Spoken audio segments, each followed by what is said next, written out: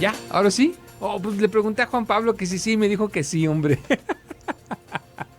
Ya estamos de vuelta. No te preocupes, Juan Pablo. Cuando las cosas son en vivo, se corre este riesgo, pero son más sabrosas. ¿A poco no? Sí, porque imagínense que todo fuera grabado con guión, que fuera acartonado. No, Dios guarde. Eso se lo dejamos a quién, no sé, pero a nosotros no. A los discursos de los políticos. Esos son bien acartonados. Bueno, les quería platicar, no les platiqué, que la señora Sonia se comunicó y dice: quiero felicitarlos por el excelente programa y el invitado, el padre Valderas, que es un gran expositor. Coincido contigo, Sonia, muchísimas gracias, y él ya está escuchando esta felicitación que le envías. Y por acá también Gustavo Cuellar vía WhatsApp nos dice que a él le apasiona eso de los concilios, dice.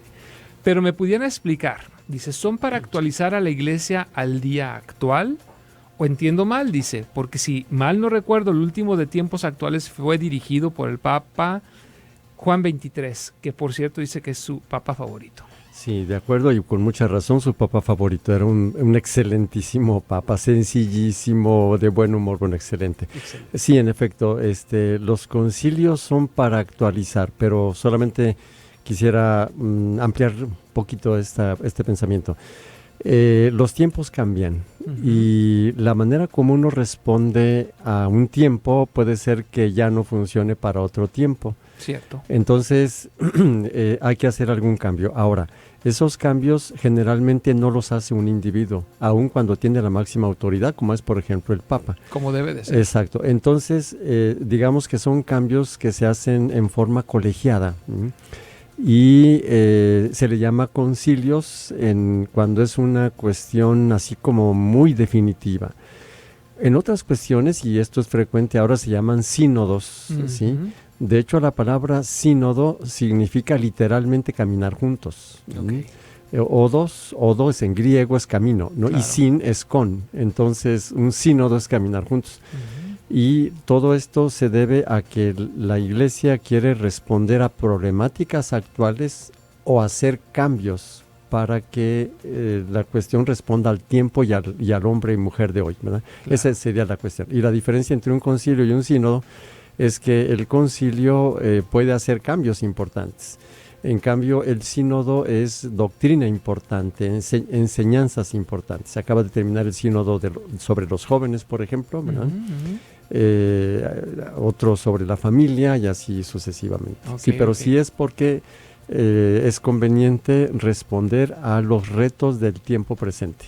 Y los retos del tiempo presente pueden ser inéditos. Entonces, por eso también la respuesta tendrá que ser inédita. Claro, por supuesto. Nos habíamos quedado también, antes de irnos a la pausa, nada más que las llamadas aquí en el programa para mí son muy importantes. El público, pues aquí siempre manda.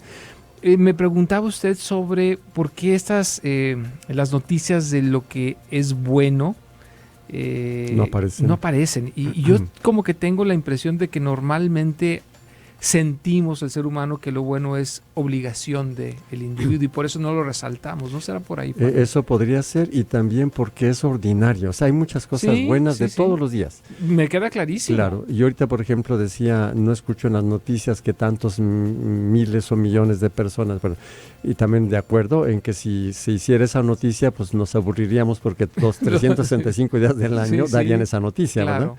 Con alguna variación de algunos milecitos por ahí de gente, pero se repetiría. Claro. Sí, tenemos, digamos, ese límite en lo que se refiere a noticias. Esto vino porque tú comentabas que las cuestiones jerárquicas, cuestiones negativas son las que más aparecen, ¿sí? Claro. Pero bueno, yo simplemente señalaba esto porque la Iglesia también es toda esa gente que no hace noticia oficial, pero que viven haciendo el bien, son personas sencillas, trabajadoras. Cierto. ¿Verdad? Y además también sí existen esas noticias extraordinarias, del bien también. Así es. De repente ve uno que alguien se arriesga por un perrito, su vida la arriesga por un perrito y dice, caramba, o sea, y no les dan el realce que le dan a las noticias malas. Exacto. Alguna que otra sí, me recuerdo también de un conductor de minibús que iba a bajar una persona de la unidad que apenas podía caminar, él se levantó de su asiento, le ayudó a bajar del minibús, le ayudó a atravesar la calle, ¿sí? Sí. Y por fortuna había un pasajero que sacó su celular y filmó, ¿no? Sí. Y entonces fue noticia, claro, fue una noticia excelente, por ejemplo, ¿verdad?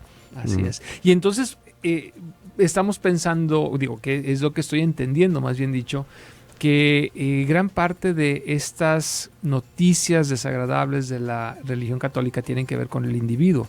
Y eso tiene que ver posiblemente, y es pregunta, con los tiempos, porque hoy en día vemos que el ser humano se encuentra en crisis también. Sí, así es.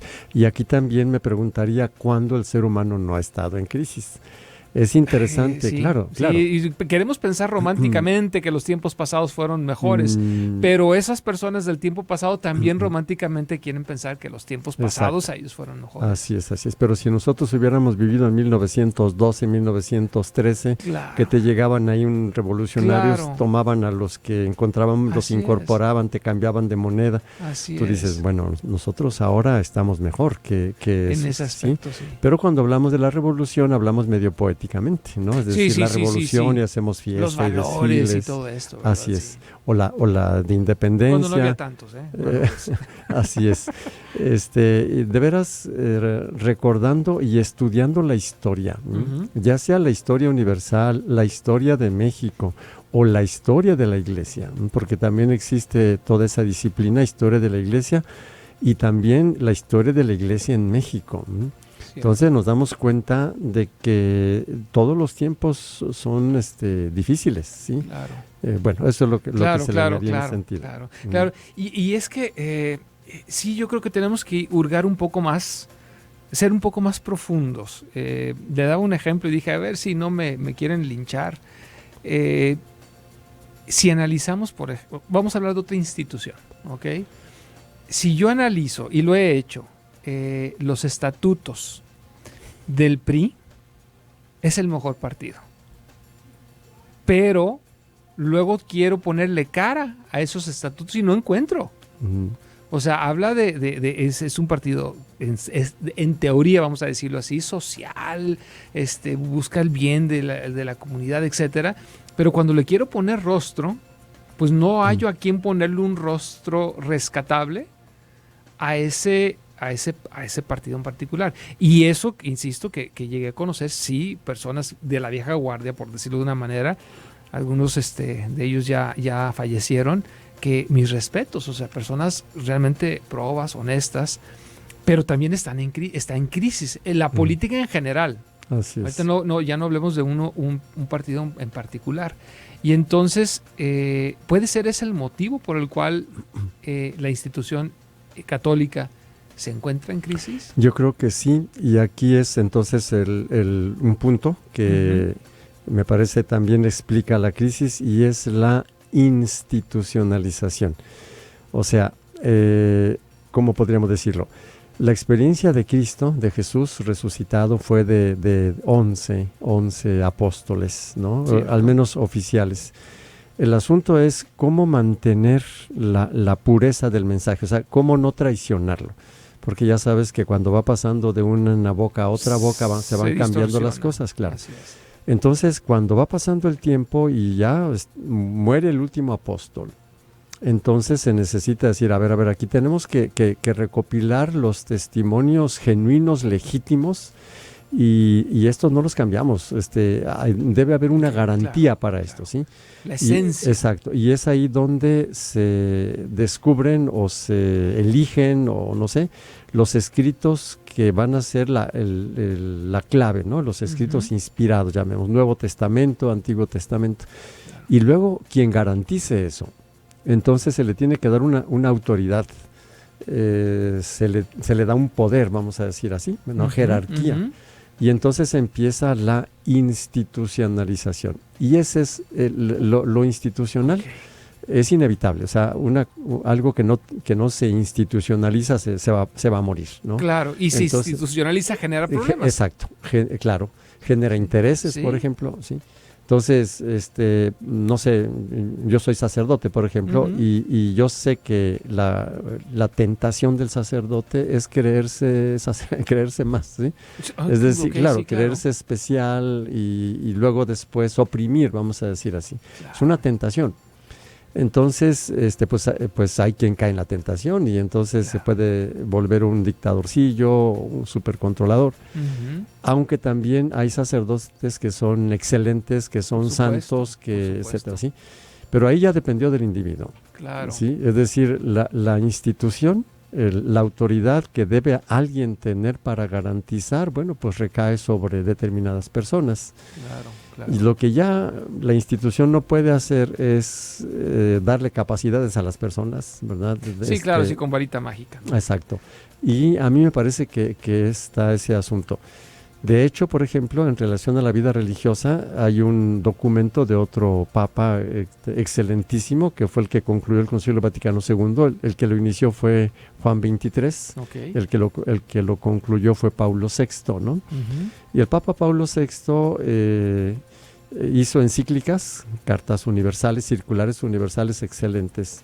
Una de ellas la hizo sobre la vida religiosa y es muy lúcido cuando presenta en la vida religiosa este puntito, ¿sí? Claro. Lo carismático y lo institucional. Perfecto. Y si quieres, seguimos ampliándolo, regresando de esta cancioncita, Franco De Vita, ¿tú de qué vas? Pues no sé de qué voy, pero voy. Vamos al corte y te puedes comunicar al 36 47 18 83, 31 22 11 90 o WhatsApp 331 019 07 12. Vamos y regresamos a Coaching House. Si me dieran elegir una vez más, te elegiría sin pensarlo. Es que no hay nada que pensar, que no existe ni motivo ni razón para dudarlo ni un segundo, porque tú has sido lo mejor.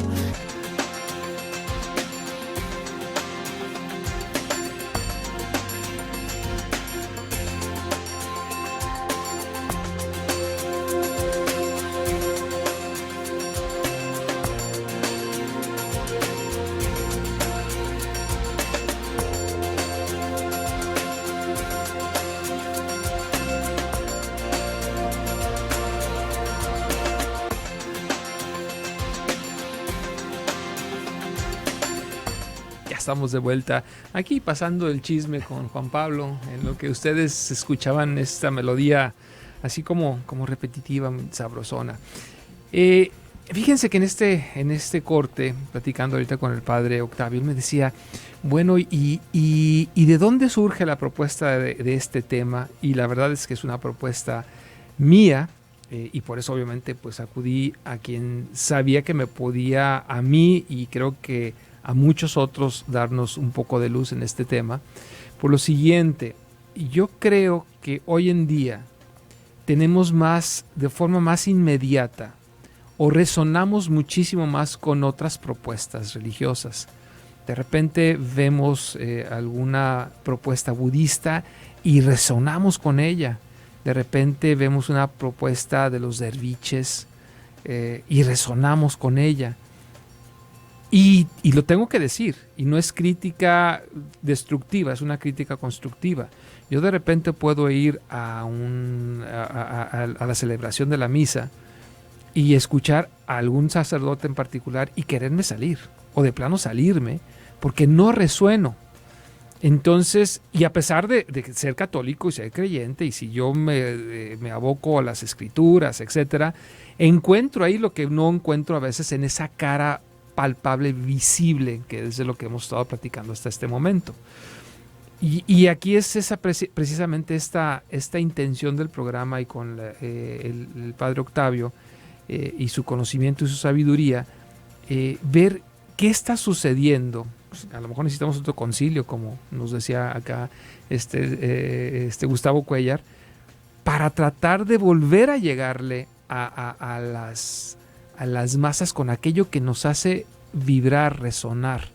Otro ejemplo que le comentaba ahorita al padre es de que de repente yo veo a los sacerdotes en sus parroquias siendo más administradores que personas que se dedicaron a entrar en contacto a través de meditación, a través de alguna práctica espiritual, entrar en contacto con este Dios que conocemos dentro de nuestra creencia católica, cristiana o hasta judeocristiana.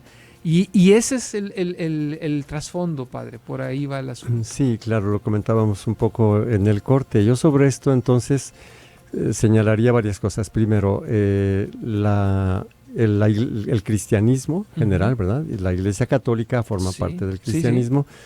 Tiene una tradición espiritual riquísima, pero como lo comentábamos en algún otro momento, habrá sacerdotes que son funcionarios nada más, ¿verdad?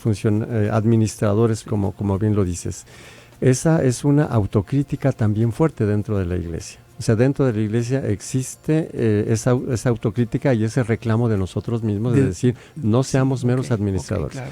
Segundo, el Concilio Vaticano II sí habló sobre esto. Por ejemplo, el Concilio Vaticano II tiene un capítulo preciso sobre la santidad. ¿Sí? Lo que es la santidad, y está dentro de un documento que se llama Lumen Gentium, sobre la naturaleza de la Iglesia. Y ahí está lo que es jerárquico, institucional, lo que es espiritual, lo que es la esencia de la Iglesia y cosas. Y entre ellos, ¿cuál es la meta? La meta es la santidad, es decir, la plenitud del amor, la plenitud de la caridad. La santidad es caridad, es amor. Y es santa una persona que aprendió y es capaz de amar. No de enamorarse, ojo. Cuando hablamos de amor, muchas personas, claro, lo confunden con el, entre comillas, amor de pareja. No, acá es el amor en el sentido amplísimo de la palabra. Misericordia, compasión, etcétera. ¿Sí? Primero. Segundo, lo que yo creo, y tiene razón ahorita, las religiones orientales tienen mucho atractivo porque ofrecen caminos, exactamente. Pero algunas no son religiones. Por ejemplo, el budismo no es una religión. El budismo es una filosofía. Así es. ¿Sí? Así es. Y aquí es donde los mismos católicos, muchos están desconcertados, creen que Buda es un dios, es una persona. No, Buda es una condición de sabiduría, de cualquiera, ¿verdad? Claro. Como dice, cualquiera es un Buda. Y significa el iluminado. Exacto. Entonces, el budismo no es una religión, Buda no es un dios, ¿no? Por lo tanto, muchos budistas dicen que tú seas católico no hay problema. Así es, ¿sí? Así es. Y de hecho hay un teólogo norteamericano que tiene todo un libro sobre esto. Dice, cuando yo empecé a tomar contacto con el budismo, porque su esposa se convirtió al budismo, él dejó el sacerdocio, doctor en teología, y dice, mi primera grande sorpresa es que el budismo no es una religión. Así es. ¿Sí? Es una filosofía. Y bueno, el aristotelismo de Aristóteles de esta gira también es una filosofía y nosotros la asumimos, ¿sí? Entonces, hay mucho dentro de claro, Santo Tomás de Aquino, San Alberto Magno, que hoy celebramos precisamente antes que Santo Tomás, estudia y asume Aristóteles, y la filosofía de Aristóteles es una grande ayuda para comprender el mensaje cristiano, ¿sí? O sea, nos falta mucho camino por ahí, pero bueno, aquí lo que quería señalar es que la gente busca caminos, busca guías. ¿Cierto? ¿Sí?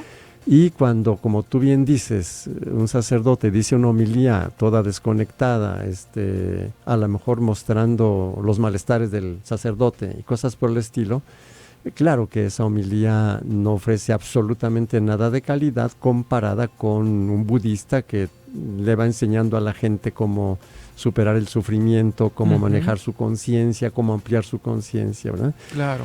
Aquí lo penoso, vamos a decir así, es que el cristianismo tiene una espiritualidad riquísima. Me queda clarísimo. Claro, y eso es por lo que me jalo los pelos, padre. Yo también. Claro, que por eso decíamos, son las personas, ¿sí?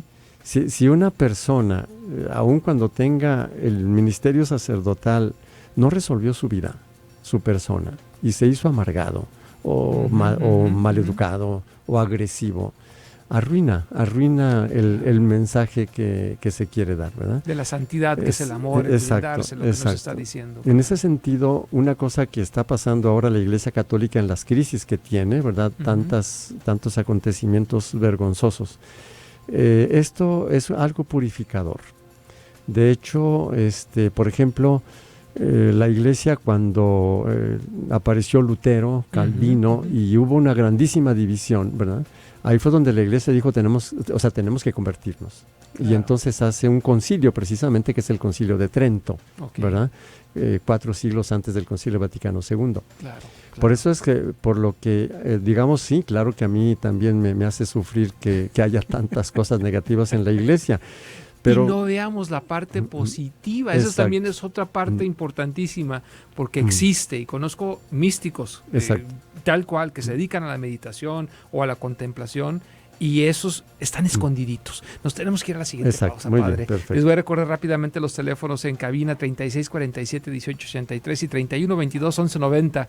Y a WhatsApp estamos a tus órdenes en el 331-019-072. El tema por demás interesante. Vamos a escuchar a Playa Limbo.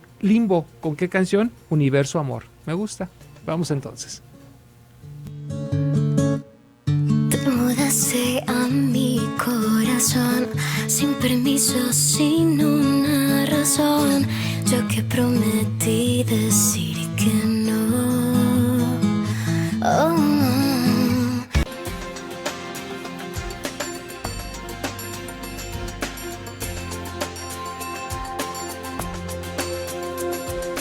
Estamos de vuelta aquí en tu programa Coaching House. La señora Sofía Luna se comunica con nosotros y nos felicita por el programa. Padre, felicidades. Gracias. Dice, ¿puede recomendarme algún libro de teología o algún curso? Creo, la teología es algo densa, aquí entre nos. Quizá quiera más bien preguntarnos sobre el tema que estamos preguntando, algo que sea como muy amable para reencauzar, reenamorarme de mi religión, quizás. Así es, claro. ¿No? Sí, bueno, en cuestión de cursos está el Instituto Bíblico Católico, que está en Avenida La Paz, tendría que acordarme del número, pero allá sí, por calle Bélgica o Venezuela, por allá, cerca de la Casa Clover. Así es, claro, pudiera ser una buena opción. Hay algunos libros que pueden ser útiles. Hay uno del padre Luis Jorge González que se llama Felicidad Profunda según San Juan de la Cruz. ¿Sí? Podría ser un buen libro para estos temas, para personas que tienen inquietudes, seguramente como esta persona que acaba de llamar.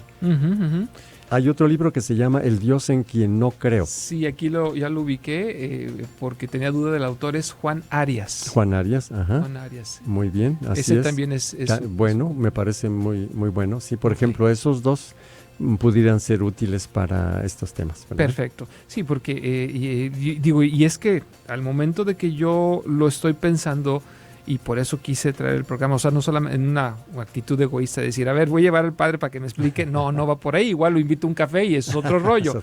Pero aquí más bien yo sí siento, por ejemplo, lo veo por ejemplo en mis hijos. Mis hijos han estudiado en escuelas católicas, y algunos de ellos, en lugar de enamorarse, y fíjese qué curioso, misma escuela, y a uno lo identifico totalmente salesiano. O sea, realmente tiene la camisa puesta. Y otro está totalmente vacunado contra la religión. Entonces, estando en el mismo lugar, misma filosofía, la diferencia fueron diferentes maestros. Así es, seguramente, claro, y sí, probablemente diferentes salesianos también. Exactamente, sí, por ahí va más o menos a lo que me refería, claro. Y ese es un poquito nuestro ¿qué será? Nuestro límite. La cuestión religiosa pasa a través de personas. Y si es una persona que no supo o no pudo resolver su vida, y es una persona o amargada o negativa o no sé, maleducada, pues bueno, el mensaje religioso va a pasar por allí y entonces las personas van a recibir eso negativo. También existen personas con excelentes pastores. Por supuesto. En esta ocasión, padre, este último segmento estuvo corto. No sé si quiera, proporcionarnos, de repente quieren ir a escuchar misa donde está usted. ¿Dónde lo pueden buscar, padre? Pues bueno, ahí en San Francisco de Sales, San Panchito le llamamos, López Cotilla 1278. Bueno, no es seguro que yo tenga una misa en concreto. Últimamente he estado celebrando la de 1:30 de la tarde, ¿no?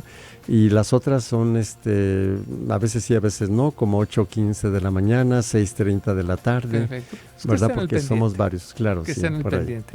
Padre, muchísimas gracias por haber estado aquí con nosotros. Al contrario, con mucho gusto, gracias por la invitación. Y el tema, como siempre, interesantísimo. Ya veremos qué otro tema se nos ocurre para hacer sufrir a la gente. Pero bueno, nos estamos escuchando mañana en punto de las 6 de la tarde. Muchísimas gracias, Carlita, ahí en producción. Muchísimas gracias, Juan Pablo, en los controles. Pepe Aldape, en el área digital. Muchísimas gracias. Nos estamos escuchando, como les dije, mañana en punto de las 6. Chao.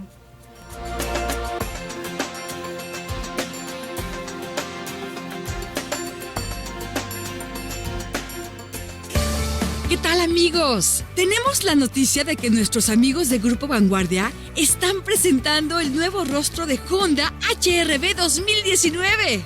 Además, puedes realizar tu prueba de manejo en Honda Galerías, Avenida Vallarta frente a Plaza Galerías, y en Honda González Gallo, en Calzada González Gallo 439.